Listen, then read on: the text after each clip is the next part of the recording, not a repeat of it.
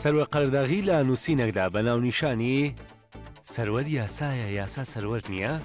دەڵێ هەردەقێکی یاسا کاری پێنەکرا یاسا نییە، هەر یاسایەکی ژدادپەروەری بەدینەهێنا یاسا نییە، سزاش دەبێت یەکسان بێ بەرامبەر بەو تاوانەی ئەنجام درراوە، ئەگەر نادەقی ئەو سزایە یاسایی نییە. لە چی جیهانێکی دادپەروەریدا هەبووە سکاڵای تۆمەتبارێ بە کوشتنی ئاژەڵێکی کێوی کە دوو بەچکە لە ناوسکیدا بۆ بتوانێت پارێزەرێکی مافی ئاژەڵا بخاتە زیندانەوە. دەپرسم چێ بەرپرسە لە پیسبوونی سەرچاوەکانی ئاو و ڕەگەزەکانی هەوا و خاک؟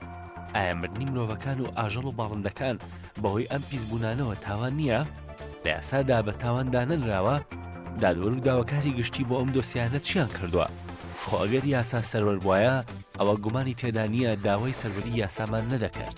خۆ ئەگەر دادپەروەری بۆ سروش بەدیهێنرابایە ئەوە بەدڵنیاییەوە دەیڵێم داوای دادپەروەریمان نەدەکرد.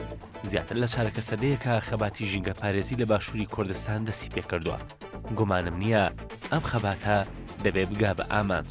بۆ گەشتن بە ئامانج شۆڕشی دەوێت، شۆڕشیش بەبێ قوربانی نابێت.